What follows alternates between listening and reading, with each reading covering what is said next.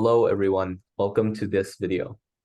In this video, we're going to be talking about conditions in C++, and this is going to be an extremely detailed lesson with several examples going through different situations to help prepare you for the topic of conditions. Okay, conditions in C++ are used to perform different actions based on different conditions. They're used to check whether a certain condition is true or false and execute a block of code based on the result. So basically, if we have a specific condition in mind and we want a certain block of code to be executed only if that condition is true, then we can use conditions in our program. So let's go ahead and start with the if condition and then move down from there. All right, so let's start with our first condition. So the most basic form of a condition in C++ is the if statement. And how it's notated is we have the if, and then in parentheses is a condition. So in that condition, we can, much like our while loop, we can specify a condition we want, and it has a similar syntax. So if that condition is true, it's going to run a certain statement, and that statement goes in between the curly braces. The code is going to be executed if that condition is true. So let's go on with an example and saying if a number is greater than 5. So let's start off with what we always start off with. So a hashtag include iostream. And then using namespace std. And then int main, open and close parentheses, and then curly braces. And in this, we're gonna just create a variable. So int x equals 10. Now let's check. Let's make a condition to check. Is the variable x greater than 5? So let's do if, and in the condition, let's say x is greater than 5. Simply, we can say if x is greater than 5, and open and close curly braces. And now let's print out if x is greater than 5. Let's print out that x is greater than 5. And then let's give a new line after that. So let's do the stream insertion operator and NL. And then now let's run. Oh yeah, make sure to have the open and close curly braces. It's good practice to have those open and close curly braces. So let's run our program. And here we see x is greater than 5. So let's now replace the 10 with the 4 to see what happens, just to test this program more. So if you do x is greater than 4-ish, x equals 4 should print out nothing, because that condition is false. So therefore, it's not going to print out that statement. So nothing is outputted. So basically, this is our program. So basically, we're just checking is x greater than 5. If x is greater than 5, it's going to go in that curly braces and print out x is greater than 5. And otherwise, if like x is not greater than 5, it's not going to print out whatever's in that curly braces. It's just going to leave it alone. So that is our example, or our first example with if. And now we're going to move on to our else condition. All right, thank you for that explanation. Yeah. In this next segment, we're going to be discussing else clause and adding that to like the if and how they operate together basically. So we can also add the else clause to an if statement, which will be executed if the condition is false. So we had a situation, as discussed before, where Arnesh basically was, instructing how if we have an if condition and it evaluates to true, then something will be evaluated, right? Some code will be executed. But if it's not true, then nothing happens. And that's what we saw in the last example, right? So what if it's not true and we also want something to happen if it's not true? Specifically, if that thing is not true, then how do we write some program to essentially tell the computer, I guess, tell C++ to execute that program if our condition is not true? How can we do that? Well, the way you can do that is by starting with our if condition thing, right, that we had before, right? And then here inside of here is basically the code to be executed if condition is true. That's what we had before. But then what we can do if this is not true, right? If this evaluates the false, we can just say else. And then this is the code to be executed if condition is false. That basically is going to be the way we can set up our if else. Okay. Now you don't need to say like if and then end it here and then say else immediately. You can add it on a separate line if you want to. It's the same thing, but I think like this makes it a little bit like better looking, and it's just I feel like it's just something that I prefer since I've been doing it this way, but either way works. Okay, so let's go over an example with this general format. Okay, so what we'll do here is we'll start with our hashtag include.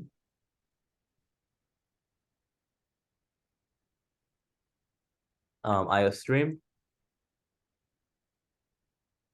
using namespace std. Same stuff, right? That's the stuff we do usually, and then int main. Okay, so what we'll do here is we'll create a variable int x equals 5. And then what we'll do is if x is greater than 5, we're going to basically print out that x is greater than 5. But if it's not greater than 5, right, in the situation where it's not greater than 5, we can go else, and then we can print out x. And so I'm just going to copy all of this and then say x is not greater than 5. Okay, now one thing that I wanted to say is, so let's say that we did not know this. Okay, let's just say that this is gone and we did not know how to work with else. Okay, in that situation, how would you set up a situation where if x is not greater than 5, then we have to print this out. We assuming we don't know what else is, we just don't know that concept yet because we haven't learned it yet. Then in that situation, what you would probably do is you just add another if statement, right? If x is less than 5. Now, less than 5 wouldn't work because what about the situation where x is equal to 5, which is what we have right now? Well, it's not going to work at all because there's no situation that we're accounting for. So basically nothing's going to happen, so as seen here. But if we want something to happen where in a situation where if x is not greater than 5, we want x is not greater than 5 to be printed, we have to do if x is less than or equal to 5. And in that situation, we'll get the output that x is not greater than 5. So this is what we would do, right? If we didn't know about this whole else thing. But since we do, we can avoid all of this. So we don't really have to do all of that and just say else. And it's just so much easier. In like larger programs, it makes so much more sense to add this else. And that's why we're learning it, right? That's why we're learning it. Okay, so that's basically our discussion about else. Next, we'll talk about else if, which is also something that exists.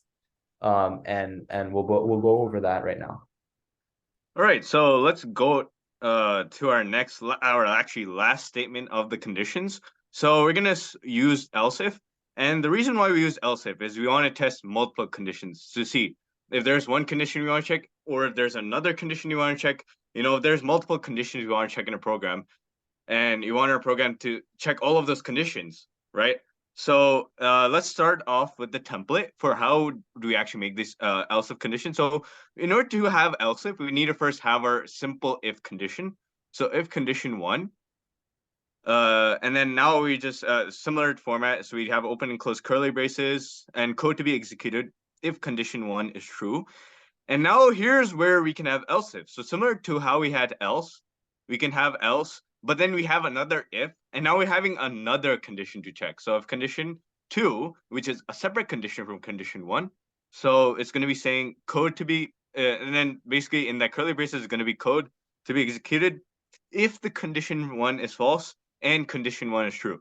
So the only way that else if is going to be run is if the first if condition is false. If the first if condition, no, I mean, if the first condition 1 is true. If that first condition is true, it's not going to check the else if, right? But if that first condition is false, then it's going to move on to the else if and check that next condition, or condition 2. And that's what it's basically saying here in our comments. So code to be executed as long as condition 1 is false, then the else if condition is going to be checked. And if the condition 2 is true, it's going to run whatever's in that else if. And otherwise, if that else if is false too, then we have ourselves an else, which means if the previous conditions weren't true, the only thing remaining to print out is that else. So code to be executed condition 1, both condition 1 and condition 2 are false. So let's move on to our example, and similar to our last examples we gave, let's do something similar. So let's start off with what we all started with. So hashtag include IOStream, and then using namespace std.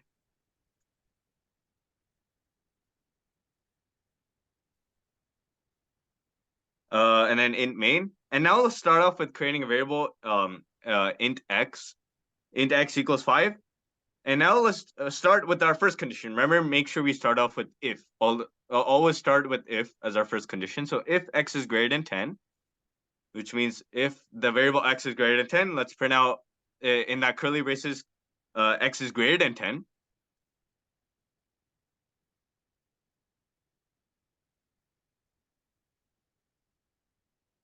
And then let's use another condition. So else if. Now let's do another condition. If x is greater than 5 now, so that's a separate condition from the first one. First condition is x is greater than 10. Our second condition, different from our first one, is x is greater than 5. And now let's do see out x is greater than 5. But now if none of those conditions are true, then we go with our else, which is our last resort condition. So else, if the top two conditions were true, if the if is false, if the else if is also false, then our condition remaining is else x is not greater than 10 or 5, which means if the first conditions weren't true, it's going to go to the else and print out the remaining condition. So let's now run our program to see what happens. And let's go through it step by step. So here it's printing out x is not greater than 5. So let's see why it's printing that out. So in this example, the first condition that we have is x greater than 10, right? And 5 is greater than 10. That's a false statement. So we're going to go into our second condition, basically the else if, and it's going to check now that x is greater than 5. Now 5 is greater than 5 is not true either. So that second condition is also false. And now it's going to be going to our else, which means it's going to print out that remaining condition that we have, which means x is not greater than 10 or 5. So let's now test another example. And let's say x equals 7. Let's run that to see what happens. And if you see that x is greater than 5, so let's see how that works. So first condition is x greater than 10. Nope, 7 is not greater than 10. So it's going to check our second condition in the else if. Else if x is greater than 5, 7 is greater than 5, that's true. And therefore, it's running that statement. So in this example, we saw how all our conditions that we went over, the if, the else if, else, we saw how all of those work together in our condition block. So basically, those are that's our example for else if and pretty much all the conditions we went over in this video. So now we're going to turn the tables over to Pranav, who's going to explain how we can use conditions effectively. So yes, that was all of the conditions that we'll be discussing in this video.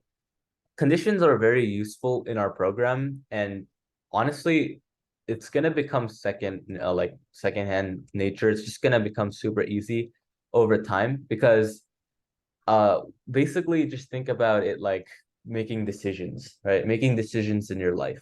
If you are going to, if you need some apples, then you're going to go to the store. Else, you're not going to go to the store. It's just super simple and just makes sense. So I think that thinking about these kinds of concepts in a sort of intuitive sense is definitely the best way to go about it. And with that, I just wanted to end this video.